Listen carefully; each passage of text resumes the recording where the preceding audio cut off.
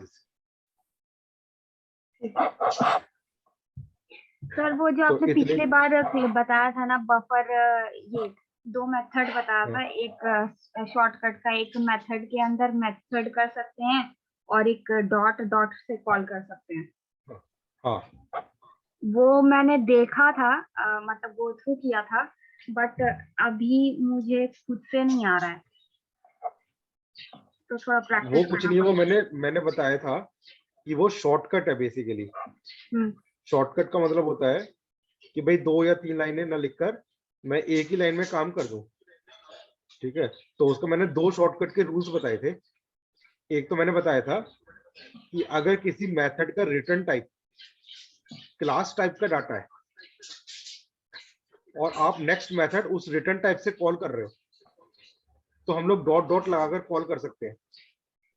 और दूसरा रूल मैंने बताया था कि अगर किसी मेथड का रिटर्न टाइप और दूसरे मेथड का इनपुट टाइप सेम है, तो हम मेथड के अंदर मेथड को कॉल करवा सकते हैं, ठीक है। उसके 1-2 एग्जांपल अभी और कर लेंगे तो ज्यादा और अच्छे से क्लियर हो जाएगा, ठीक है ना। तो अभी आज में जो मैं एग्जांपल अभी करूंगा उसमें भी उस चीज को यूज करके दिखा दूंगा मैं, ठीक है।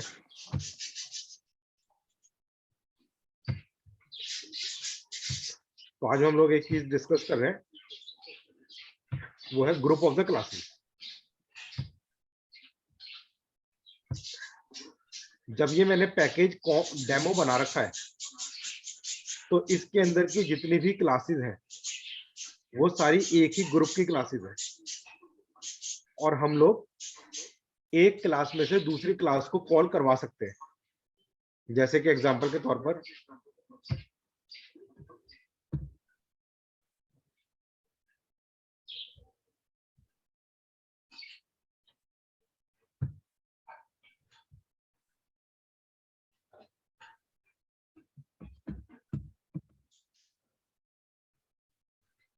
मैं एक क्लास बना रहा हूँ लॉगिन,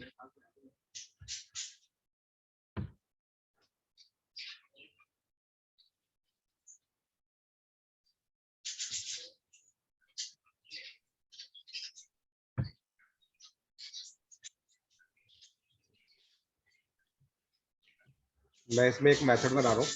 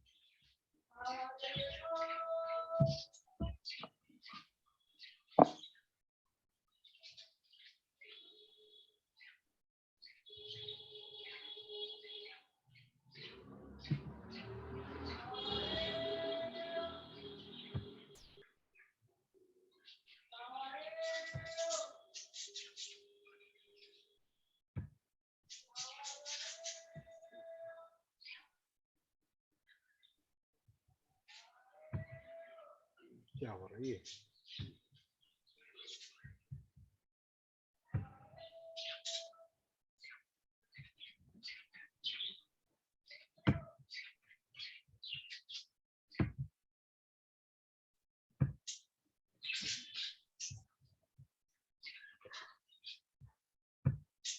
ये हटाना पड़ेगा आपको, क्या चीज है? क्या? कुछ नहीं, ये कंट्रोल नहीं आ रहा मेरे पास। हैंग कर गया लगता है। हाँ, कंट्रोल नहीं आ रहा। दोबारा देखो से।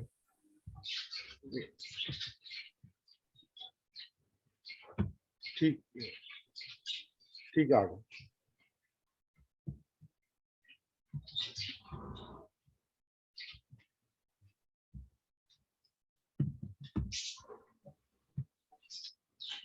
तो हमने एक सिंपल लॉगिन क्लास बना ली जिसमें हम लोग चेक कर रहे हैं यूजर नेम और पासवर्ड के बेसिस पर मेंबर है या नहीं मेंबर है। अब मैं एक अलग क्लास बना रहा हूँ।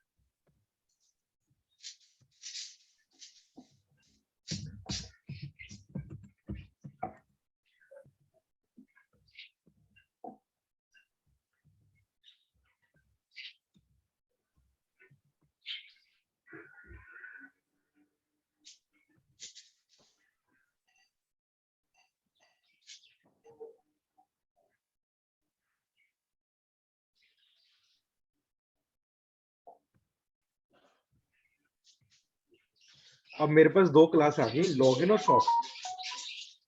अगर मैं शॉप क्लास को प्ले करता हूं तो मेरे यहाँ पर ये मेथड कॉल हो गया, डू शॉपिंग। लेकिन मेरे को इस मेथड को तभी एग्जीक्यूट करवाना है जब वो मेंबर है। अब यहाँ पर मेरे को दो अलग अलग क्लासेस है, लॉगिन करने के अलग क्लास है, शॉपिंग करने के अलग क्लास है। तो अब इन दोनों क्लासों के अंदर तो ये आपस में कोई रिलेशन है नहीं। तो अब यहाँ पर मैंने जब इसको रन करवाया शॉप को, तो शॉप रन हो गया। उसने चेक ही नहीं करा कि आप लॉगिन कर आए हो या नहीं लॉगिन कर आए। तो अब इसको क्या करा जाए? तो इसको हम लोग बोलते हैं कि मेरे को इस शॉप क्लास को लॉगिन के ऊपर डिपेंडेंट बनाना है। तो डिपेंडेंट क्लास बनाने के लिए हम इसके मेन मेथड को बंद कर देते हैं। तो अब इसका मेन मेथड बंद हो गया, तो इसका मतलब अब ये क्लास नॉन एग्जीक्यूटेबल क्लास बन गई।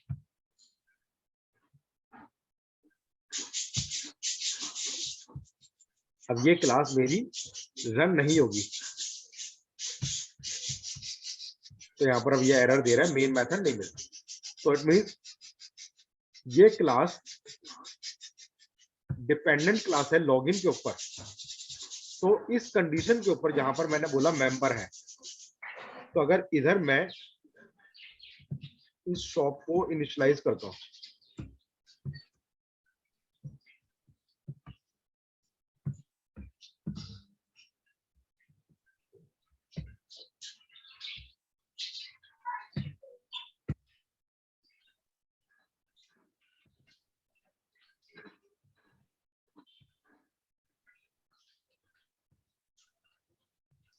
तो अब मेरा जो एग्जीक्यूशन है वो लॉगिन के मेन से स्टार्ट हो रहा है, और उस केस में वो जब इस मेथड में चेक कर रहा है कि ये कंडीशन ट्रू है, राम राम मिल रहा है उसे, तो उस केस में वो क्या कर रहा है, शॉप क्लास को कॉल कर रहा है।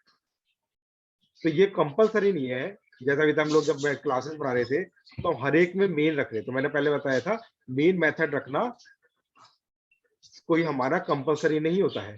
मेन मेथड का मतलब है कि प्रोग्राम का एग्जीक्यूशन मेन से स्टार्ट होगा, और अगर मेन नहीं रखेंगे तो स्टार्ट नहीं होगी क्लास। लेकिन अगर हमने मेन नहीं रखा तो भी एक क्लास कंपाइल तो होगी लेकिन रनेबल नहीं है। तो मैंने इसको क्या करा, मैंने इसको लॉगिन के अंदर से रन करवा रहा हूँ इस क्लास को, शॉप क्लास को। तो इसको हम लोगों ने इस कंडीशन, और एक ये भी चीज की जरूरी है कि मेन मेथड से कंस्ट्रक्टर कॉल करा जाए। मेन मेथड से तो कंस्ट्रक्टर कॉल कर रहे हैं, लेकिन वो कौन सा कर रहे हैं, जो मेरे प्रोग्राम का एंट्री पॉइंट है जहां से मैं उस मेथड को कॉल कर रहा हूँ। लेकिन अगर कोई और कंस्ट्रक्टर आप कॉल करना चाहते हैं तो उस केस में आप मेथड के अंदर से भी कंस्ट्रक्टर को कॉल करवा सकते हैं। तो इस केस में ये क्लास जो है, अब मैं जब ये लॉगिन क्लास को रन कराऊंगा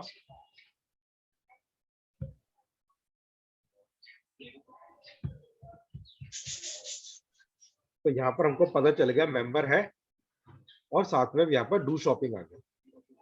और एल्स में अगर हम लोग बोलते हैं कि मेंबर नहीं है, एग्जांपल के राम 1 कर देते हैं,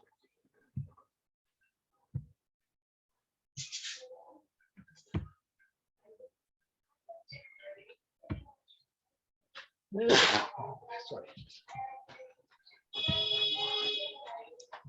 तो मेंबर नहीं है तो शॉप क्लास इनिशियलाइज नहीं हो रही।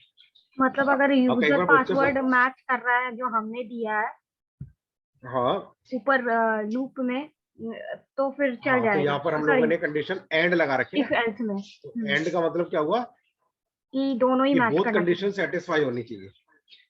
तो हम यहाँ पर बोल रहे हैं कि अगर यूजर आईडी में राम आ रहा है और पासवर्ड में राम आ रहा है तभी मेंबर है। अगर आपने यहाँ पे नीचे राम 1 कर दिया तो फर्स्ट कंडीशन ट्रू है, सेकंड कंडीशन फॉल्स है, तो एल्स में चला गया। ठीक है। अच्छा, अब इसके बाद एक और चीज है कि जैसे कि कई बच्चे बोलते हैं कि सर आपने यहाँ पर जो है मेन मेथड को हटा दिया, तो ये क्लास हम लोगों ने क्या बोली, ये क्लास हमने बोली डिपेंडेंट क्लास बना दी।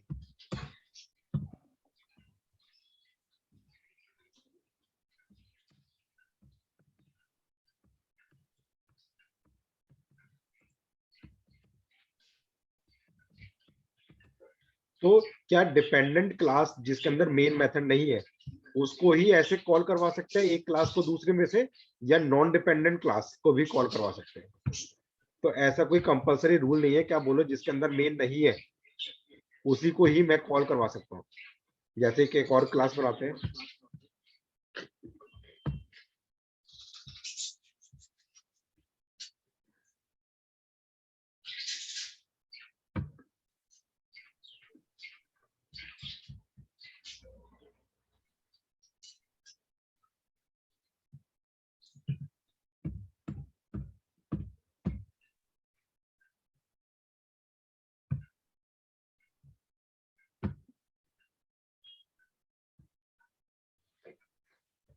और मैंने क्लास बनाई साइन अप।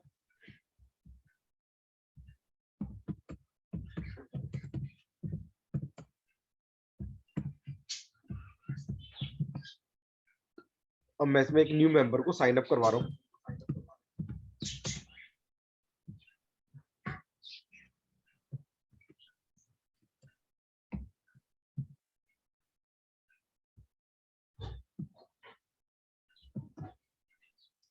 अब न्यू मेंबर को साइन अप करते टाइम में भी मैं चेक कर रहा हूँ कि ये यूजर पहले से तो एग्जिस्ट नहीं करता।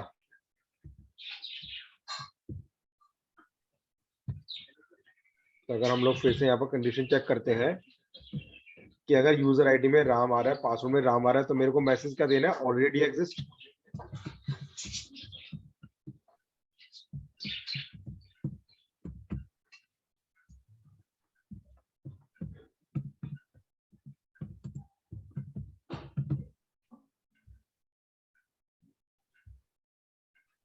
और ऑलरेडी मेंबर है तो मैं आपसे बोलता हूँ कि आप लॉगिन कर लीजिए, तो मैंने लॉगिन क्लास बना रखी है।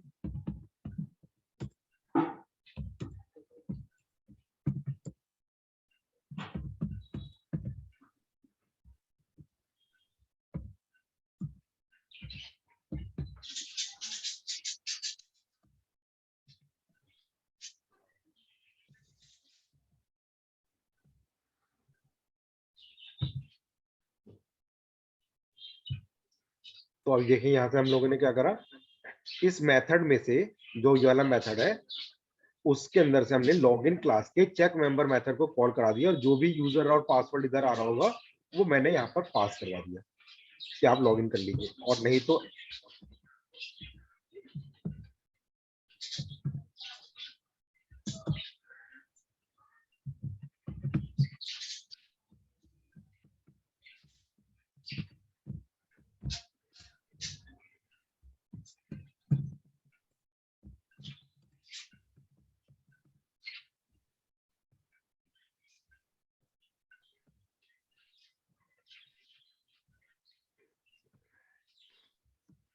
अब टेक्निकली अगर हम देखें तो हम किसी वेबसाइट पर जाएं तो वेबसाइट में हम लोग डायरेक्टली लॉगिन पेज पर भी जा सकते हैं और हम लोग चाहे तो साइन अप पेज पर भी जा सकते हैं, लेकिन शॉपिंग के पेज पर डायरेक्टली नहीं जा सकते। क्योंकि शॉपिंग के पेज पर डायरेक्टली नहीं जा सकते तो इसलिए मैंने इसमें से मेन को हटा दिया कि कोई बंदा डायरेक्टली नहीं जा सकता, डायरेक्टली रन नहीं करा सकता। लेकिन हम लोग लॉगिन के ऊपर जाकर काम कर सकते हैं, साइन अप पे जाकर काम कर सकते हैं। तो समझ लें कि हम लोग लॉगिन के अंदर भी एंट्री मेन से कर सकते हैं, साइन अप में भी एंट्री मेन से कर सकते हैं। तो दोनों में मेन रखा हुआ है।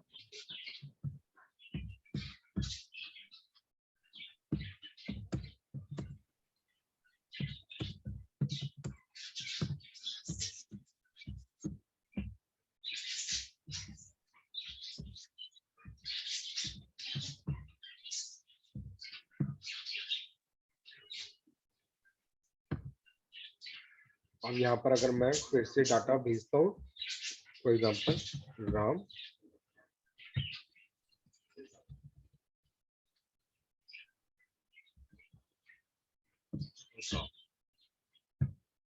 तो अब ये न्यू मेंबर के अंदर जब राम राम को चेक कर रहा है और राम राम मेरे पास ऑलरेडी एग्जिस्ट कर रहा है, तो यहाँ से ये लॉगिन क्लास को कॉल करा देगा और वहां से चेक मेंबर मेथड लॉगिन करवा देगा उसे। अब देखते हैं इसे।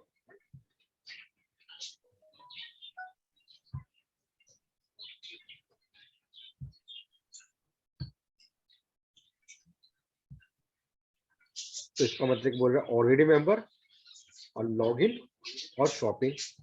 अगर मैं यहाँ पर वापस लॉगिन पर आता हूँ तो मैंने बोला अगर वो नॉट मेंबर है तो मैंने बोला साइन अप करा देते हैं।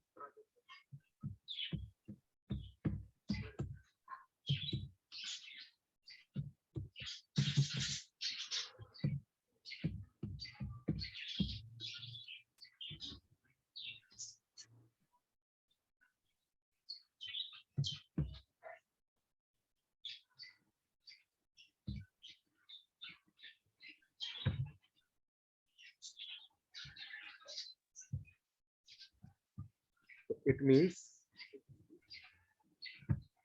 अगर मैं अब लॉगिन कर रहा हूं, मैंने यहाँ पर राम1 कर रखा है तो मतलब कि एल्स में जा रहा है, तो लॉगिन को रन कराएं तो इट मींस नॉट मेंबर आ रहा है और यहाँ से वो साइन अप को कॉल करके उसने एडेड न्यू मेंबर कर दिया। तो इसका मतलब अगर हम बोले तो हम बोल रहे हैं कि क्लासेस जो है आपस में एक दूसरे के साथ कनेक्ट कर सकते हैं। ग्रुप ऑफ द क्लासेस में हम एक क्लास को दूसरी क्लास में से कॉल करवा सकते हैं, उसके कंस्ट्रक्टर को कॉल करवा सकते हैं। कैसे कॉल करा सकते हैं? किसी कंडीशन के ऊपर। जैसे मैंने बोला इफ मेंबर तो शॉप क्लास कंस्ट्रक्टर कॉल हो गया, else not member sign up constructor call हो गया। अगर कोई साइन अप पर जाता है तो साइन अप में अगर ऑलरेडी मेंबर तो लॉगिन, नहीं तो एंटर। क्लास को ये लॉगिन क्लास इंडिपेंडेंट क्लास है। इंडिपेंडेंट क्लास का मतलब क्या हुआ? जिसको हम लोग डायरेक्टली मेल से रन करा सकते हैं। ये साइन अप भी मेरी इंडिपेंडेंट क्लास है जिसे मैं डायरेक्टली रन करवा सकता हूँ। लेकिन जो शॉप क्लास है ये मेरी डिपेंडेंट क्लास है, मैंने मेन हटा दिया। तो इट मीन ये जो हमेशा रन होगी ये हमेशा लॉगिन से ही रन होगी और इस कंडीशन के ऊपर जब वो member group of the classes connecting different classes together. क्योंकि जब हम लोग प्रोजेक्ट पर काम करते हैं तो हम लोग अलग अलग क्लासेस बनाते हैं अलग अलग काम करने के लिए, अलग अलग क्लास में अलग अलग मेथड बनाते हैं। लेकिन तो ये तो यूनिट हो गया, अलग अलग यूनिट हो गए। लेकिन जब मेरे को इंटीग्रेट करना है, मिलाना है एक दूसरे के साथ चीजों को, तो उस केस में हम लोगों को जरूरत पड़ती है कि एक क्लास से दूसरी क्लास को कॉल कराया जा सके, एक मेथड के अंदर से दूसरे मेथड की को कॉल कराया जा सके दूसरी क्लास के। तो उस केस में हम लोग इस अप्रोच को यूज कर सकते हैं। कोई दिक्कत नहीं। ठीक। तो एक और चीज देखते हैं।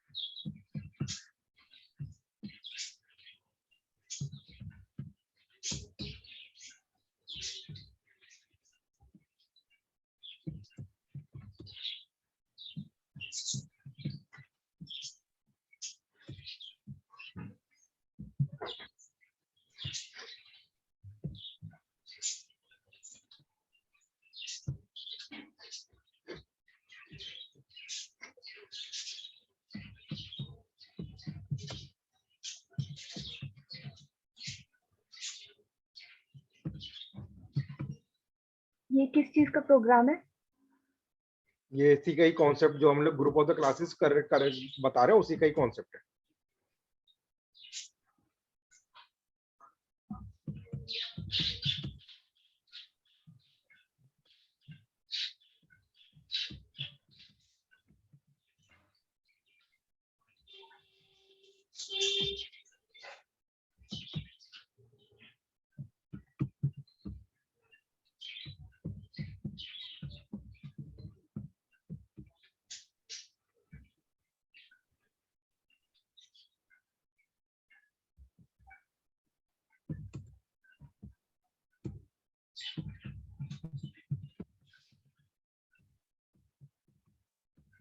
तो एक और देखो, यहाँ पर मैंने काम करा है।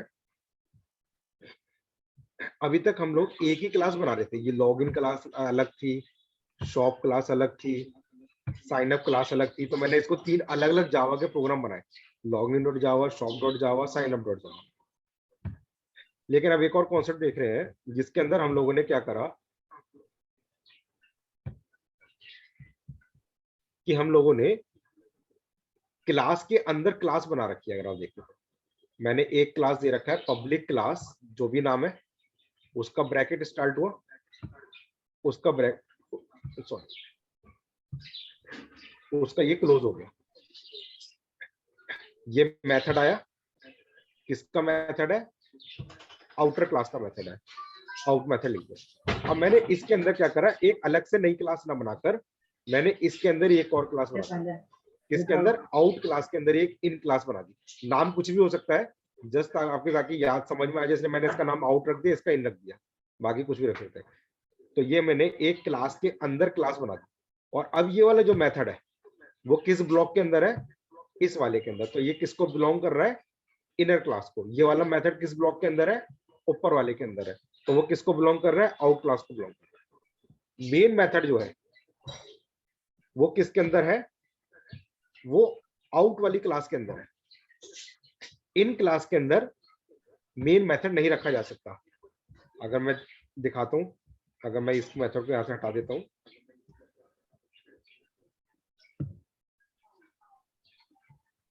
और इस इन क्लास के अंदर डालते हैं मेन मेथड को,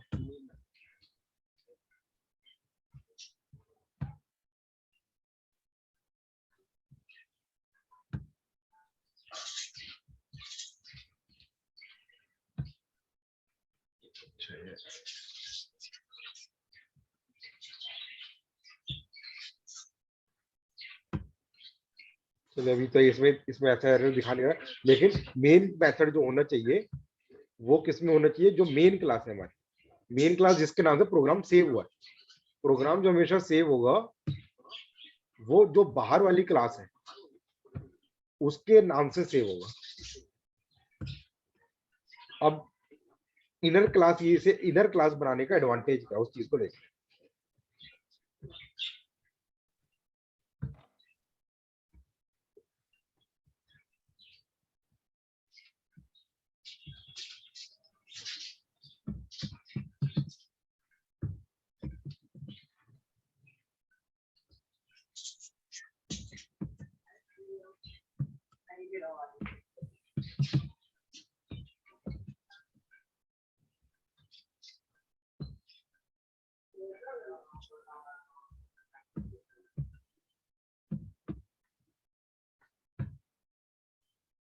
अब हम लोगों ने जो न्यू स्पेस बनाया आउटर क्लास का, तो उसके अंदर ही एक और स्पेस क्रिएट हो रहा है इनर क्लास का।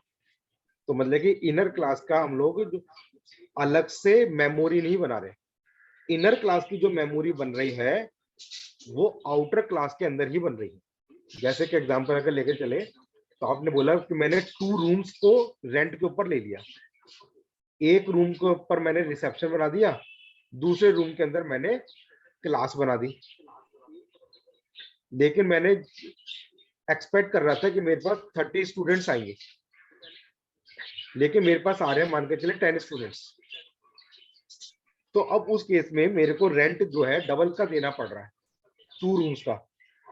तो उसकी जगह मैंने क्या करा, मैंने एक रूम को छोड़ दिया और एक रूम को ही रेंट के ऊपर लिए रखा है, और उसके अंदर मैंने एक इनर स्पेस बना दिया, एक आउटर स्पेस बना दिया रिसेप्शन के लिए, और उसी स्पेस के अंदर एक इनर स्पेस बना दिया क्लासरूम के लिए। तो उसका मतलब कि अब मैं अपने स्पेस को बेटर वे में यूटिलाइज कर रहा हूँ। 2 स्पेसेस की जगह मैं एक ही स्पेस के अंदर मैंने वन एरिया को रिसेप्शन और अनदर एरिया को मैंने क्लासरूम बना दिया। लेकिन क्लासरूम का एरिया क्योंकि इनर है, तो वो हमेशा आउटर के थ्रू ही इनर को एक्सेस करा जा सकता है। तो मतलब कि जब मेन क्लास नहीं बनेगी, रूम नहीं होगा, तब तक उसके अंदर का स्पेस नहीं बनेगा। तो जैसे तो वो बेटर मेमोरी यूटिलाइजेशन के लिए काम कर रहे हैं। तो यहाँ पर अब हम लोगों ने जैसे यहाँ पर आउटर न्यू आउटर करा, तो उससे क्या हुआ, एक स्पेस बना है। अब उस स्पेस का, लेकिन ये जो आउटर मेथड है वो तो इसको बिलोंग कर रहा है, लेकिन अगर आप बोलो कि मैं ओ से इनर मेथड को कॉल करा पाऊंगा, तो उसका आंसर है नहीं। तो मैंने अगर ओ से इन मेथड को ये कॉल कर रहा हूँ इन मेथड, तो ये मेरे को एरर दे रहा। ये नहीं क्या बोलो कि मैं आउट के रेफरेंस से मैं इनके मेथड को एक्सेस कर सकता हूँ, नहीं।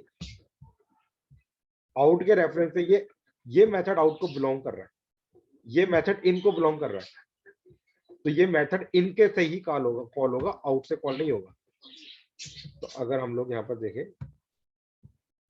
तो इसका फिर एक लाइन लिख रहे हैं, इसका ऑब्जेक्ट नहीं बनाना पड़ेगा, इसका इनर क्लास का बनाना पड़ेगा।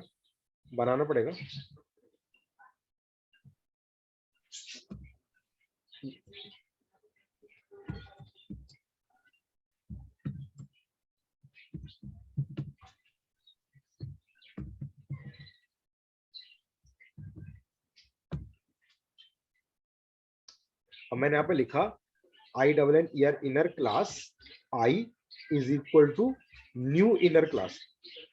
तो इसने मेरे को एक एरर दे रहा है, ठीक है ना। तो अब यहाँ पर जो प्रॉब्लम है वो ये है कि न्यू का मतलब मैंने बताया कि न्यू स्पेस बनाना है, लेकिन यहाँ पर मैंने जो इनर क्लास को स्पेसिफाई कर रखा है वो आउट के अंदर स्पेसिफाई कर रखा है। तो इसका मतलब कि यहाँ पर जो ये इनर क्लास का स्पेस बनेगा वो आउट के अंदर बनेगा। तो अगर मैं यहाँ पर ये लिख रहा हूँ, तो ये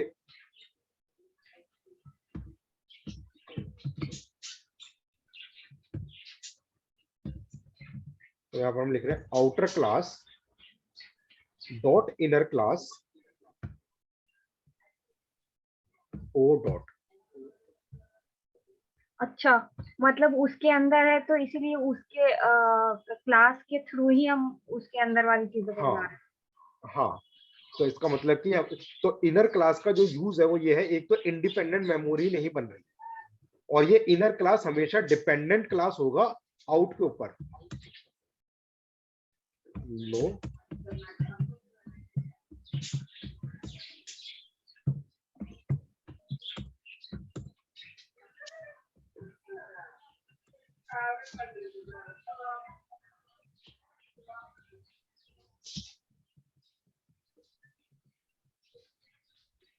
समझे। तो अब इनर क्लास को अगर रन कराना है तो जब तक आउटर नहीं बनेगा इनर नहीं बन सकता। तो यहाँ पर हम लोगों ने देखो आउटर का स्पेस को रेफरेंस दे रखा है ओ, और यहाँ पर मैं लिख रहा हूँ O dot new inner class. तो उसको मतलब कि जो ओ का रेफरेंस है वो जो आउटर का रेफरेंस है उसके अंदर वो न्यू स्पेस बन रहा है। तो और अब हम लोग यहाँ पर जब एक चीज, जैसे अभी हम क्या कर रहे हैं कि आउटर क्लास के अंदर जो क्लास है उसके अंदर की चीज निकाल रहा है ना। तो अगर हम उसको एक्सेस करना चाहते हैं तो पहले तो हमें उसको इंस्टेंशिएट करना पड़ेगा, है ना, मतलब मेथड कॉल करने के लिए आउटर क्लास के थ्रू। अगर हम चाहें कि इन मेथड को डायरेक्टली मेन मेथड से तो कॉल नहीं हो कराएं सकता, तो वो नहीं हो तो सकता। आउट के बगैर नहीं हो सकता।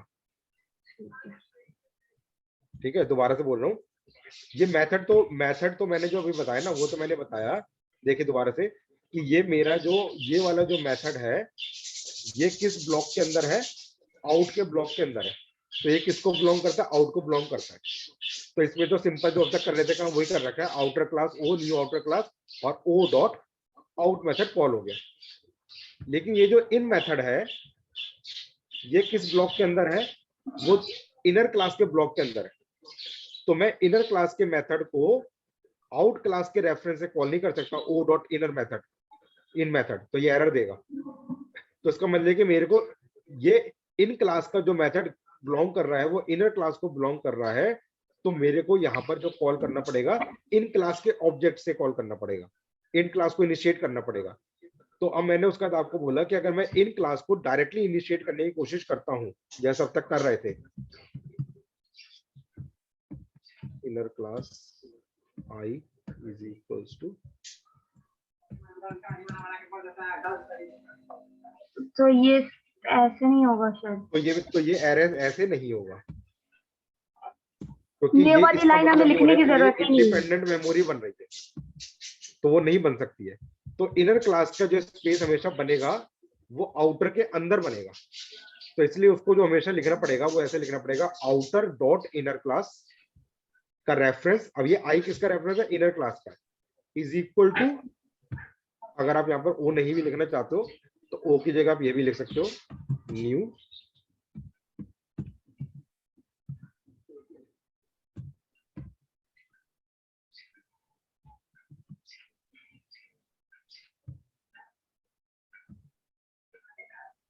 तो इसका मतलब कि पहले न्यू आउटर क्लास बन रही है फिर उसके अंदर न्यू इनर क्लास बन रही है।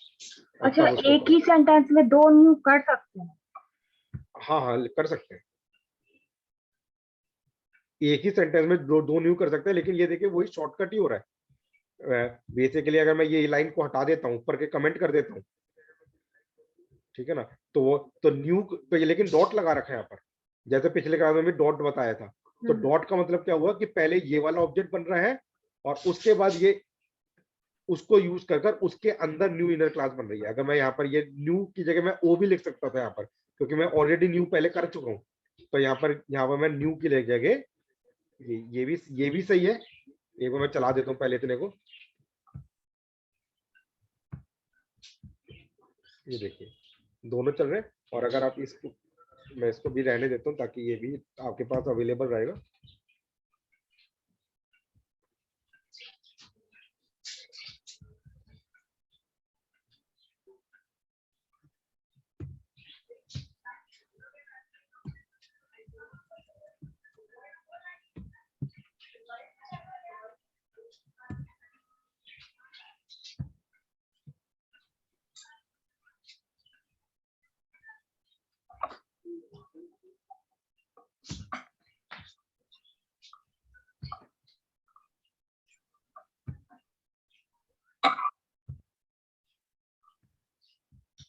तब भी सेम है, ठीक है।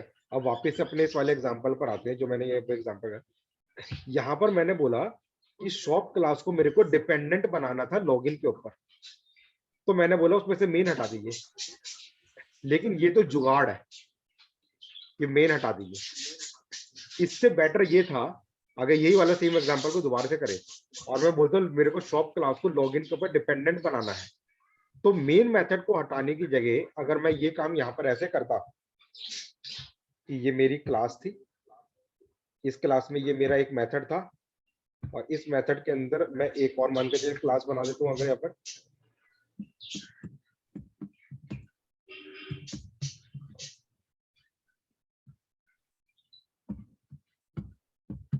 जैसे मैंने पेमेंट कर दिया,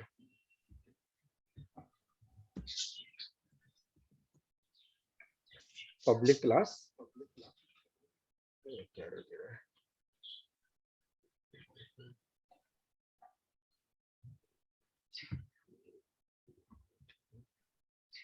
अच्छा क्लास, सॉरी वो ब्रैकेट लगा दिया उसके आगे।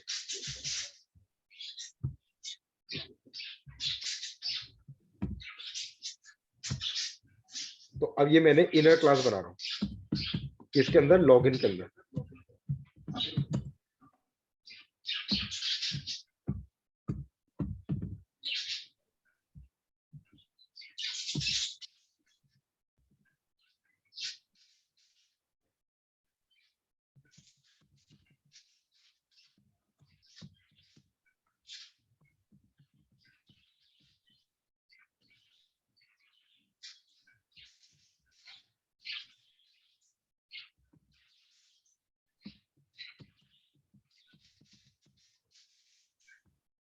मैंने यहाँ पर पेमेंट के लिए अलग से क्लास भी बना सकता था और पेमेंट भी लॉगिन के ऊपर शॉपिंग के ऊपर डिपेंडेंट है, ये शॉपिंग होने के बाद तो मैं वैसे भी कर सकता था जैसे अभी दिखाया, लेकिन उसकी जगह मैंने अगर ये लॉगिन के अंदर ही इनर क्लास बना दी तो अब इसको मतलब कि ये पेमेंट जो है वो लॉगिन के ऊपर डिपेंडेंट है। और अब उस केस में मैं अगर इसको यहाँ पर बोलूँ कि मेरे को इसको कॉल करना है तो मैं यहाँ पर login dot payment is equals to login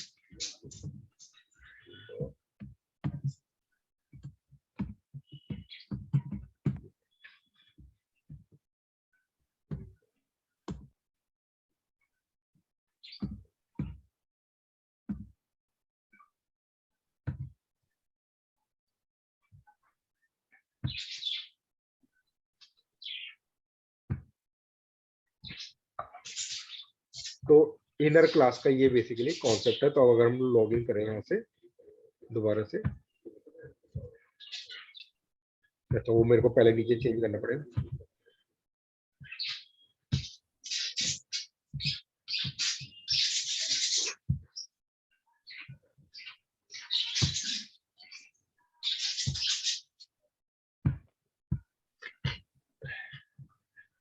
member do shopping पे अमाउंट, क्लियर है। अब अभी तो ये मेरा एक ही पैकेज के अंदर मैं एक क्लास को दूसरे क्लास में से एक्सेस कर रहा हूं। तो मैंने बताया दो तरीके से, या तो मेन हटाकर और फिर कॉल कर लीजिए। मैंने वैसे ही बता दिया कि जरूरी नहीं है कि मेन हो नहीं हो, डिपेंडेंट और इंडिपेंडेंट दोनों क्लास पर। और एक मैंने ये भी बताया आपको कि क्लास के अंदर क्लास बनाकर भी काम करा जा सकता है, तो उस केस में हमेशा वो इनर क्लास आउटर के ऊपर डिपेंडेंट होकर काम कर सकता है, तो ऐसे भी काम करा जा सकता है। और इनर क्लास को इनिशियलाइज कैसे करेंगे, आउटर के थ्रू करेंगे, ये भी मैंने बताया। अब एक और चीज है छोटी सी, वो भी क्या है कि अगर मेरा पैकेज भी डिफर हो जाता है, जैसे मैं एक और पैकेज बना देता हूँ,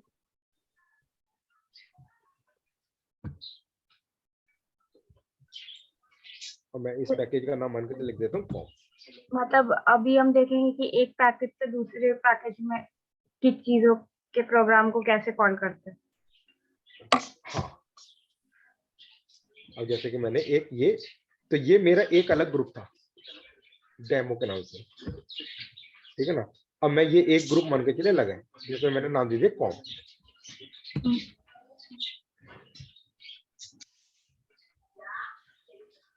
मैं इसमें भी कुछ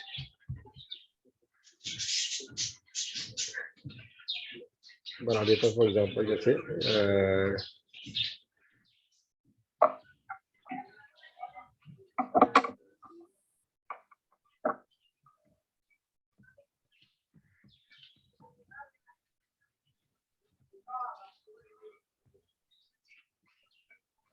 अब ये मेरी जो अमेजन टेस्ट क्लास है ये अलग पैकेज है, पैकेज कॉम। अब मान के चलिए ये वाला जो क्लास है अमेजोन, वो लॉगिन करना चाहता है, लेकिन लॉगिन करने के लिए वो इस क्लास को यूज करना चाहता है, लॉगिन क्लास को, पर लेकिन लॉगिन का कोड वो खुद से नहीं लिखना चाहता। मान के चलिए किसी और टीम मेंबर ने आपके लॉगिन का कोड लिखा हुआ है। अब आप यहाँ पर अमेजोन के अंदर किसी पेज की जाकर शॉपिंग करना चाहते हो, लेकिन उसके लिए लॉगिन करना कंपलसरी है। तो अब आप खुद से कोड ना लिखना चाहते हो, आप बोलते हो कि मैं किसी और का बनाया हुआ जो लॉगिन वाला कोड है उसको डायरेक्टली अपने प्रोग्राम में यूज कर लेते हैं। तो आप यहाँ पर आकर ये लिखते हो।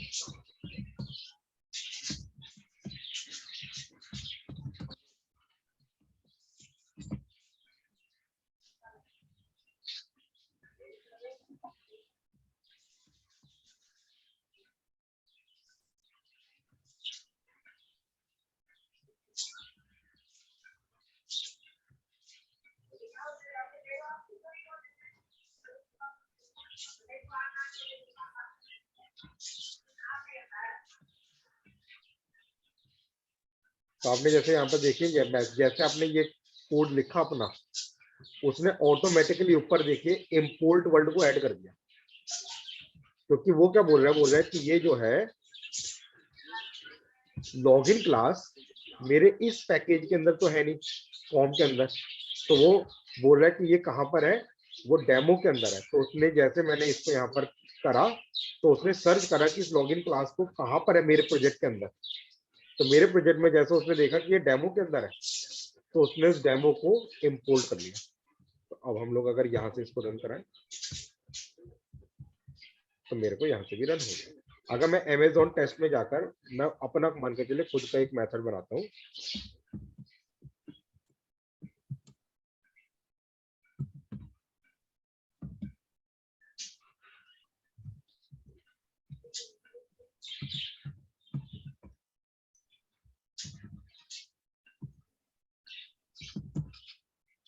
तो उसके अंदर भी मैं ये काम कर सकता हूँ कि जरूर ने मेन से ही कॉल किया जाए। अब मैं इस कंडीशन के ऊपर जैसे मैं बोल रहा हूँ कि मेरे को अगर सर्च कर रहा हूँ मैं, तो मेरे को लॉगिन करना है, तो मैं यहाँ पर से भी कॉल कर सकता हूँ। तो मेन से कॉल करना कंपलसरी। लेकिन अब अगर मेन से कॉल करना है तो किसको कॉल करना है, क्योंकि अब मैंने यहाँ पर अमेजोन टेस्ट जो बना रखी है क्लास, वो तो ऑटोमेटिकली रन नहीं होगी। उसका तो अब ये मेथड मैंने जो सर्च मेथड बना रखा है वो तो तभी बनेगा जब अमेजोन टेस्ट क्लास कंस्ट्रक्ट होगी। तो यहाँ पर फिर से अगर हम लोग के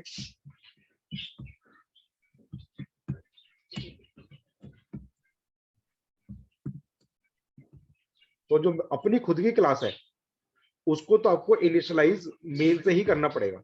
लेकिन दूसरी क्लास को अगर कॉल कर रहे हो सेम पैकेज से या डिफरेंट पैकेज से, तो उसको मैं अपने टेस्ट मेथड में से भी कॉल करा सकता हूँ बिना मेल से, दोनों तरीके से।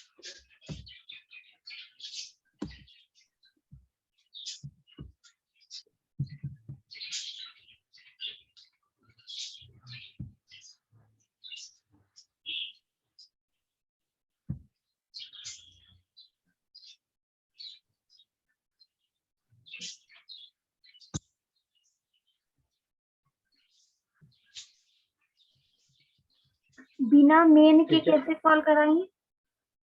हाँ, अभी बोला ना आपने कि उसको हम मेथड के थ्रू भी कॉल करा सकते हैं बिना मेन के। नहीं, मैंने ये बोला कि जो मेन क्लास है, जो हमारी अपनी खुद की क्लास है, वो तो हमेशा उसको तो कंस्ट्रक्टर हमेशा मेन से ही बनेगा। अगर नहीं बनेगा मेन से, तो मेन मेथड ही कॉल नहीं होगी, तो आगे तो ये सर्च मेथड भी कॉल नहीं होगा। तो लेकिन जो दूसरी क्लास को कॉल कर रहे हैं उसको हम लोग मेन से भी कॉल करा सकते हैं या बिना मेन के भी कॉल करा सकते हैं किसी मेथड के अंदर, ये बोला। अच्छा, जैसे लॉगिन को मैंने मेन से भी कॉल कर दिखाया था और बिना मेन के भी देखिए यहाँ से कॉल हो रहा है। तो ये ठीक है ना। तो मेरे ख्याल से काउंसिल क्लियर है इतनी चीज का। तो अगर मैं अभी तक जो मैंने कराया है उतने को अगर मैं बोलूं, तो हमने बोला हमको क्लास का मतलब समझ में आ गया था पहले दिन। क्लास क्या है, एक कीवर्ड है जावा का जिसके नाम से प्रोग्राम सेव करते हैं। क्लास क्या है, एक एनकैप्सुलेटर है जो कि मेथड को एनकैप्सुलेट करता है। क्लास के अंदर मेन मेथड के रहना जरूरी है, बिना मेन के क्लास रन नहीं होगी। उसके बाद मैंने अगली क्लास में बोला कि अगर मेन में ही सब कुछ कर दूंगा तो वो ऑब्जेक्ट ओरिएंटेड नहीं है, फिर तो मेन में जो लिखा सब कुछ चल जाएगा। तो उसके लिए बेटर अप्रोच ये है कि हम लोग क्लास को अलग अलग सेक्शन में डिवाइड कर दें। उसके लिए हम लोगों ने बताया यूजर डिफाइंड मेथड, और यूजर डिफाइंड मेथड से हम लोग बोलते हैं कि वो अपने आप ही कॉल नहीं होता, मेन मेथड अपने आप ही कॉल हो जाता है क्योंकि वो जेवीएम को बिलोंग करता है, लेकिन बाकी के मेथड्स अपने आप ही कॉल नहीं होंगे। तो उसको कॉल कैसे कराएंगे, कंस्ट्रक्टर बनाता है। तो कंस्ट्रक्टर मैंने बोला क्या बनाता है, स्पेस बनाता है जिसके अंदर वो मेथड्स इनिशियलाइज होते हैं और उसको हम लोग डॉट लगाकर कॉल करते हैं। तो उसके बाद हम लोगों ने क्या बोला, इतनी चीज समझने के बाद कि भाई मेन क्या है, कंस्ट्रक्टर क्या है और है ना मेथड को क्या है, तो उसके बाद हम लोगों ने बोला कि अब मेथड जो एक्शन परफॉर्म करता है वो जब हम किसी वेरिएबल का जो एक्शन परफॉर्म करे। जब हम कंस्ट्रक्टर के थ्रू कॉल करा रहे हैं तो इसको कॉन्सेप्ट को एब्स्ट्रैक्शन बोलते हैं। किसने बोला? कंस्ट्रक्टर मतलब के थ्रू मेथड को कॉल करा रहे हैं तो उसे एब्स्ट्रैक्शन बोलते हैं? नहीं, किसने मतलब बोला? एब्स्ट्रैक्शन में क्या होता है? एब्स्ट्रैक्शन अलग चीज है, वो जब आएंगे एब्स्ट्रैक्शन को तब डिस्कस करेंगे। एक तो एब्स्ट्रैक्ट क्लास होती है जिसमें एब्स्ट्रैक्ट एक कीवर्ड होता है जावा का, ठीक है ना, नहीं एब्स्ट्रैक्ट नहीं कीवर्ड जावा नहीं, का होता है। एक जैसे हमारे पार्ट्स वो कॉन्सेप्ट होते हैं ना, क्या अच्छा वो ऑब्जेक्ट, एब्स्ट्रैक्ट, हाँ हाँ, ये इंकैप्सुलेशन, एब्स्ट्रैक्शन, हाँ हाँ मैं एब्स्ट्रैक्शन। समझ गया। वो हाँ, पूछिए। एनकैप्सुलेशन का मतलब तो आपको समझ में आया कि मैंने बोला कि हम लोग क्लास के अंदर डाटा को एनकैप्सुलेट कर रहे हैं, ठीक है ना, और हम्म, एनकैप्सुलेट कर कर हम लोग उसे यूज कर रहे हैं, ठीक है। एब्स्ट्रैक्शन का मतलब मैंने बोला कि काम तो हो रहा है लेकिन कैसे हो रहा है वो मुझे नहीं पता।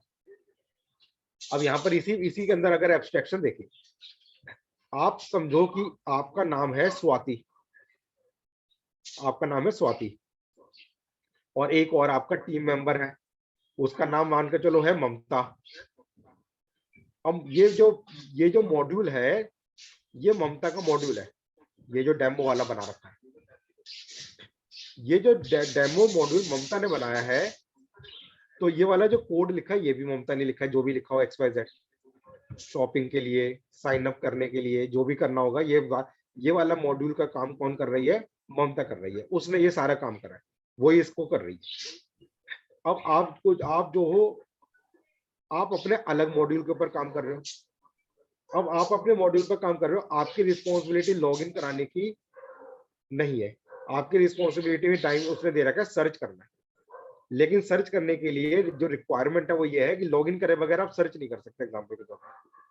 तो आप क्या बोलोगे, आप बोलोगे कि अच्छा ठीक है, ममता ने लॉगिन जो बना रखा है उसको मैं अपने प्रोग्राम में यूज कर रही हूँ, तो आपने सिर्फ उसको इंपोर्ट करा, यहाँ पर इंपोर्ट करा, और इंपोर्ट कर कर आपने क्या काम करा, आपने उसके क्लास को कंस्ट्रक्ट करा, किसकी क्लास को, ममता की क्लास को, और आपने उसके मेथड को कॉल कराकर उसमें डाटा भेज दिया। अब मैं आपसे, आपको इससे मतलब नहीं है, रेलेवेंट नहीं है कि उस चेक मेंबर के अंदर ममता ने क्या कोड लिखा है, आपके लिए रेलेवेंट है अपना सर्च करना। लेकिन उस सर्च करने के लिए हमारे को रिक्वायरमेंट है कि लॉगिन करना, तो आप बोलते हो कि ममता के बनाए हुई चीज को मैं अपने प्रोग्राम के अंदर इंपोर्ट करके यूज कर लेती हूँ। वैसे ही जैसे कि हम लोगों ने अभी तक अगर देखें तो मैंने यहाँ पर आपको बोला कि मैंने स्कैनर क्लास को यूज करा था। अब मैंने स्कैनर क्लास में क्या लिखा है, यहाँ पर scanner SC is equal to new scanner, जैसे कि मैं यहाँ पर अमेजोन के अंदर क्या लिख रहा था, login L is equal to new login, उसी तरीके से यहाँ पर हम लोगों ने scanner SC is equal to new scanner लिख रखा है, और उसके लिए मैंने यूटिल को इंपोर्ट कर रखा है यहाँ पर। अगर मैं यूटिल को इंपोर्ट नहीं करूंगा तो स्कैनर क्लास वर्क नहीं करेगी। तो इसका मतलब क्या आप बोल रहे हो कि ये स्कैनर क्लास मेरे लोकेशन में नहीं है, वो किसी दूसरी लोकेशन में है, दूसरे पैकेज के अंदर है, तो मैंने उसको पहले इंपोर्ट करा, और उसके बाद आपने बोला कि मैंने sc.next लाइन कर दिया, तो ये मेथड को कॉल कर रहे हो और वो कुछ एक्शन परफॉर्म कर रहा है कि आपका डाटा रीड कर रहा है। जैसे कि आपने यहाँ पर क्या बोला, आपने बोला कि यहाँ पर मैंने चेक मेंबर नाम के मेथड को कॉल करा दिया और वो कुछ एक्शन परफॉर्म कर रहे हैं। वैसे ही आपने यहाँ पर, अगर अब मैं आपसे पूछूं कि ये जो है नेक्स्ट लाइन मेथड के पीछे क्या कोड लिखा हुआ है, तो आप बोलोगे कि सर ये तो मैंने लिखा नहीं है, ये तो मैं प्री डिफाइंड मेथड को यूज कर रही हूँ किसी और के बनाए हुए मेथड को। उसी तरीके से जैसे कि आपने बोला कि ये तो कोड ममता ने लिखा है, मुझे नहीं पता क्या लिखा है उसने, मैं तो सिर्फ उसको यूज कर रही हूँ, मेरे को तो अपने सर्च के बारे में पता है कि सर्च कैसे काम कर रहा है। तो वैसे ही हम लोग जब किसी प्री डिफाइंड लाइब्रेरी को यूज कर रहे हैं अपने प्रोग्राम में, जितने भी, जैसे हम लोगों ने यहाँ पर स्ट्रिंग टोकनाइजर को यूज करा भी था, तो यहाँ पर भी हम लोगों ने क्या लिखा था कि string tokeniser STR, new string tokeniser फिर से एक क्लास रखी हुई है, और उसके अंदर भी कुछ मेथड को इस्तेमाल कर रखा है जो कि काम कर रहे हैं। कैसे काम कर रहे हैं, हमसे एब्स्ट्रैक्ट है, हमसे एब्स्ट्रैक्ट है ये चीज है कि कैसे हो रहा है इसके पीछे काम। या मैंने स्ट्रिंग का ही एग्जांपल लिया था, तो मैंने बोला स्ट्रिंग भी एक स्पेशल टाइप की क्लास है, लेकिन उसका न्यू लगाने की जरूरत नहीं पड़ती है। दो तो न्यू लगा भी सकते हैं, विदाउट न्यू भी लगा सकते हैं, लेकिन है ये भी क्लास ही। अब इसके अंदर भी तो ये इक्वल्स जो मेथड है, ये भी तो कुछ एक्शन ही परफॉर्म कर रहा है ना, कंपेयर करने का। या फिर हम लोग यहाँ पर ये स्ट्रिंग के और भी मेथड्स हम लोगों ने देखे होंगे, ये लेंथ मेथड है, तो ये किसको बिलोंग कर रहा है, स्ट्रिंग क्लास को बिलोंग कर रहा है। तो हमने डॉट, तो डॉट लगा कर मेथड, अब बोले लेंथ के पीछे क्या लिखा है, तो वो मैं बोलूंगा मेरे से एब्स्ट्रैक्ट है। क्लियर है? क्लियर है? ठीक है, ये तो हो गया एब्स्ट्रैक्शन का। फिर आगे आपने क्या बताया था, मतलब ये क्लास वाला तो कॉन्सेप्ट हो गया, उसके बाद? हाँ, मैंने जो अभी तक बताया वही मैं रिवाइज कर रहा था आपको, कि मैंने क्लास का कॉन्सेप्ट बताया, क्लास के अंदर मैंने मेन का मतलब बताया, फिर मैंने मेन के अंदर काम नहीं करना चाहिए, यूजर डिफाइंड मेथड क्या होता है, फिर मैंने कंस्ट्रक्टर का कॉन्सेप्ट बताकर मेथड को कैसे कॉल करते होता है। तो उसमें मैंने बताया मेथड जो एक्शन परफॉर्म करता है वो डाटा पर एक्शन परफॉर्म करता है, ठीक है ना। तो डाटा का मतलब क्या हुआ, जैसे कि मैंने बोला लॉगिन के अंदर ये मैंने बोला इनपुट टू द मेथड है। इनपुट टू द मेथड का मतलब क्या हुआ कि ये मेथड में अगर ये इनपुट नहीं भेज रहा हूँ तो वो चेक मेंबर किसको चेक करेगा, ठीक है ना। तो उसके लिए हम लोगों ने बोला कि यहाँ पर आपको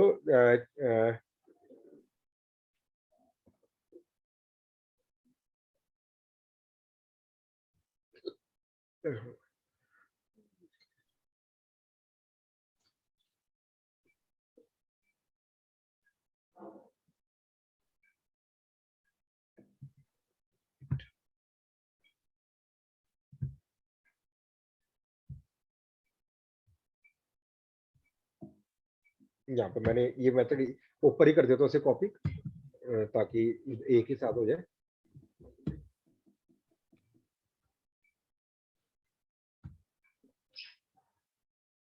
तो मैंने आपको बताया था कि मेथड जब हम लोग अपना यूजर डिफाइंड मेथड बनाते हैं, तो मैंने बताया था मेथड 4 तरीके से बना सकते हैं। एक तो जिसमें कोई आर्गुमेंट इनपुट नहीं ले रहा, आउटपुट नहीं दे रहा। दूसरा मैंने बोला इनपुट ले रहा है, आउटपुट नहीं दे रहा। तीसरा मैंने बोला इनपुट भी ले रहा है और आउटपुट भी दे रहा है। और चौथा मैंने बोला कि इनपुट नहीं ले रहा, खाली आउटपुट दे रहा है। तो मेथड को हम जो अपना यूजर डिफाइंड मेथड बनाते हैं, तो हम लोग 4 वेज के अंदर मेथड बना सकते हैं, और वो मेरी रिक्वायरमेंट के ऊपर डिपेंड करता है। ऐसा कोई रूल नहीं है कि आप बोलो कि आर्गुमेंट पास करना जरूरी है या रिटर्न टाइप लिखना जरूरी है। अगर हम लोग रिटर्न करते हैं तो रिटर्न स्टेटमेंट लिखनी पड़ती है। तो इसका भी मैंने आपको पिछले क्लास में जैसे एग्जांपल समझाया था कि अगर मैं यहाँ पर कुछ इनपुट नहीं ले रहा तो ये फिक्स हो गया, लेकिन अगर मैं इनपुट ले रहा हूँ तो इसको मतलब कि मैं आई के अंदर वैल्यू भेज रहा हूँ, जे के अंदर वैल्यू भेज रहा हूँ, तो इसे कहते हैं मेथड को डिफाइन करना। तो जब हम लोग डिफाइन जब करेंगे तभी हम उसको नीचे से कॉल कर सकते हैं।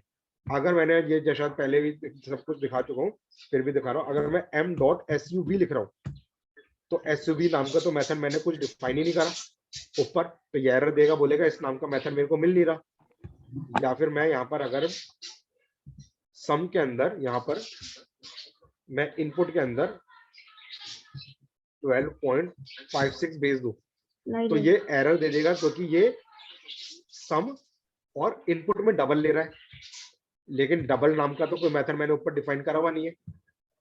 ऊपर यहाँ पर तो वो एरर देगा। तो उसको मतलब कि आपने जो ऊपर मेथड डिफाइन करा है वो ही नीचे से कॉल होगा।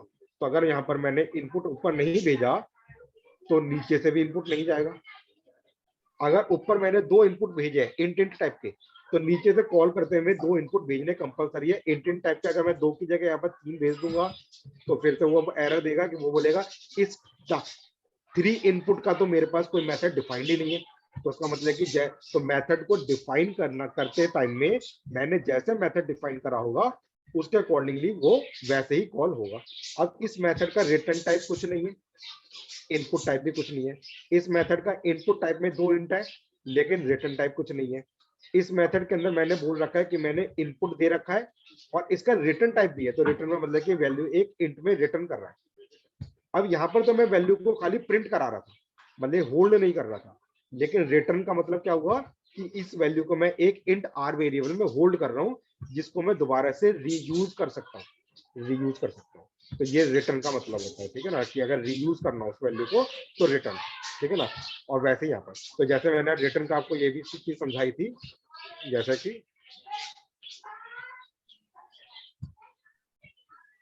कि दोबारा से देखते वाला, जैसे अगर आप लेंथ मेथड देखोगे तो ये रिटर्न में इंट रिटर्न कर रहा है। तो अगर ये इंट रिटर्न नहीं कर रहा तो वॉइड लिखा होता है यहाँ पर, वॉइड, तो मेरे को यहाँ पर कुछ वैल्यू मिलती नहीं, और अगर मेरे को यहाँ पर कोई वैल्यू मिलती नहीं तो आगे मैं यहाँ पर इस आई की वैल्यू को यूज ही नहीं कर सकता था, तो इसका मतलब कि रिटर्न। इसी तरीके से मैंने इम्यूटेबल बताया आपको कि ये टू अपर केस मेथड जो है रिटर्न में स्ट्रिंग रिटर्न कर रहा है, लेकिन मैंने यहाँ पर स्ट्रिंग को रिटर्न नहीं कराया और एक्स को प्रिंट कराया, तो मेरे को यहाँ पर अपर केस नहीं मिलेगा।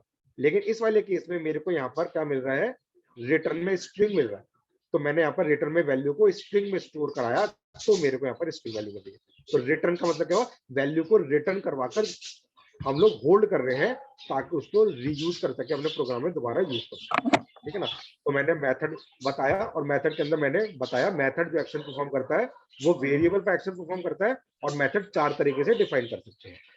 इसके बाद मैंने आपको बताया कि वेरिएबल जो होता है उसका कोई टाइप नहीं होता, वेरिएबल डाटा को स्टोर करता है, और डाटा का टाइप होता है प्रिमिटिव या नॉन प्रिमिटिव। प्रिमिटिव मतलब कि जिसका मेमोरी स्पेस पता है, नॉन प्रिमिटिव जिसका मेमोरी स्पेस नहीं पता। प्रिमिटिव के डाटा टाइप्स हमारे पास byte, short, int, long, float, double और कैर और बूलियन होते हैं, और उसको हम लोग आपस में अपकास्टिंग या डाउनकास्टिंग कर सकते हैं। लेकिन नॉन प्रिमिटिव जो होते हैं वो क्लास टाइप के डाटा होते हैं, जैसे कि स्ट्रिंग मैंने बताया, तो मैंने बताया स्ट्रिंग डाटा टाइप नहीं है, स्ट्रिंग एक क्लास टाइप का डाटा है। और क्लास का मतलब क्या हुआ, उसकी हमको मेमोरी स्पेस नहीं पता, और स्ट्रिंग के अंदर डबल कोट्स में जो भी चीज लिखे वो स्ट्रिंग ऑब्जेक्ट माना जाता है। और स्ट्रिंग क्योंकि क्लास है तो उसके अंदर हमको मेथड्स मिलेंगे, इंट का मेथड नहीं मिलेगा, बाइट का मेथड नहीं मिलेगा क्योंकि वो डाटा टाइप है, लेकिन स्ट्रिंग का मेथड मिलेगा क्योंकि वो डाटा, वो क्लास टाइप का डाटा है, और वो एक्शन किस पर परफॉर्म करता है, डबल कोट के ऊपर जो डाटा है उसके ऊपर एक्शन परफॉर्म करता है, ये मैंने आपको बताया, ठीक है। और उसके अंदर स्ट्रिंग को कंपेयर कैसे करते हैं, मैंने बोला डबल इक्वल टू से नहीं कंपेयर करते, इक्वल से कंपेयर करते हैं। उसी तरह से स्ट्रिंग को ब्रेक कैसे करते हैं, मैंने बताया स्ट्रिंग टोकनाइजर कोई क्लास को यूज करके ब्रेक कर सकते हैं, ठीक है ना। और इसी तरीके से मैंने इनपुट लेना बताया कि इनपुट आप बफर रीडर से ले सकते हैं, स्कैनर क्लास से ले सकते हैं, और स्ट्रिंग को मैंने रैपर क्लास के थ्रू टाइपकास्ट करना बताया कि टाइपकास्ट करने पार्स मेथड के थ्रू कैसे स्ट्रिंग को टाइपकास्ट करा जा सकता है। ये सब चीजें हमने लास्ट क्लास में डिस्कस करी थी, और उसी के साथ ही मैंने डिस्कस करा था शॉर्टकट इन जावा। तो मैंने कहा 2-3 लाइनें कई बार लिखने की जरूरत पड़ती है, तो उसकी जगह हम लोग शॉर्टकट लिख सकते हैं। तो शॉर्टकट को एक बार दोबारा समझा देता हूँ, जैसे कि मैं यहाँ पर देखिए, जैसे कि मैंने यहाँ पर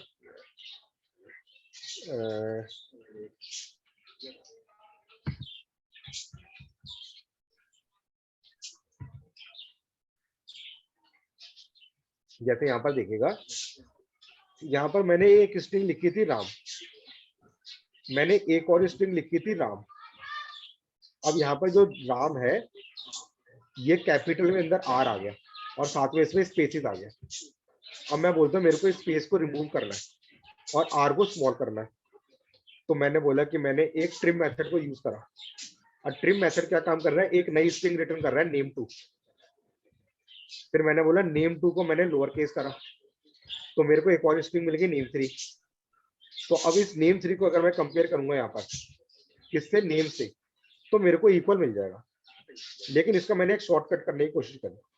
मैंने बोला क्योंकि ये मेथड एक स्ट्रिंग रिटर्न कर रहा है और अगला मेथड भी स्ट्रिंग का ही है, और फिर से एक स्ट्रिंग हो रही है और उसके बाद अगला मेथड भी स्ट्रिंग का ही है, तो ये 3 लाइनों की जगह मैं एक ही लाइन में काम कर सकता हूँ कि राम स्ट्रिंग एक ट्रिम मेथड को कॉल कर रहा है जो रिटर्न में स्ट्रिंग, और अगला मेथड भी स्ट्रिंग का है, तो फिर से डॉट टूल।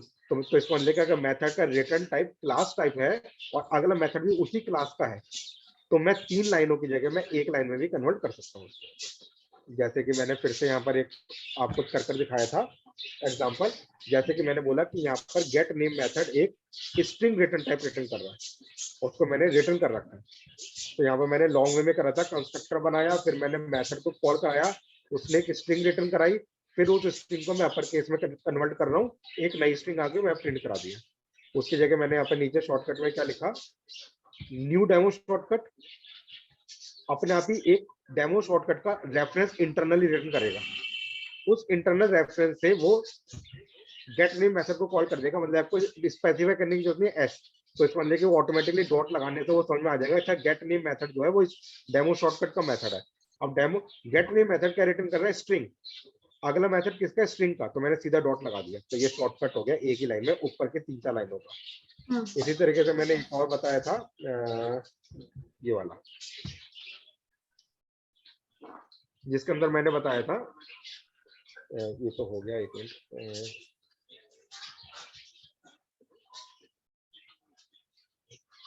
ये वाला था जिसके अंदर मैंने बोला कि मेरे को ये आई कैपिटल करना और एनडीआई स्मॉल करना।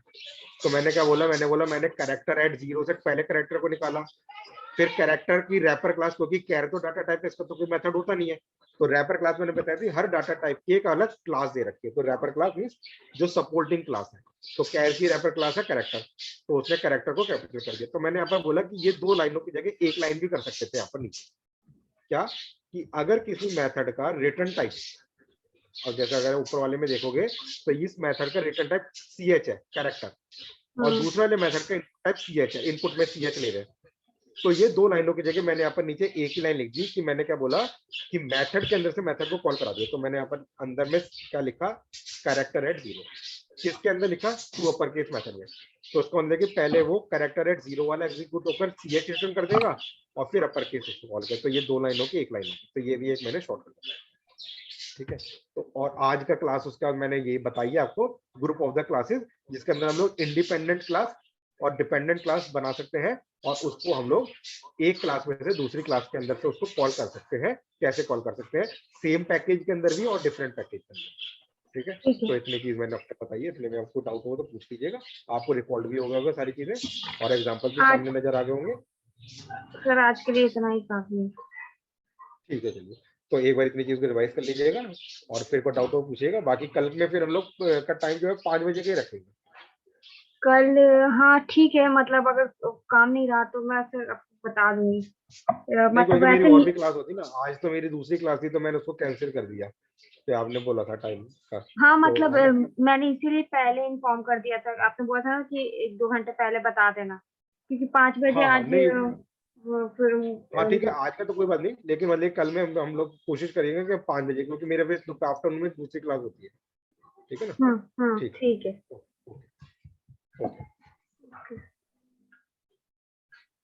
Okay.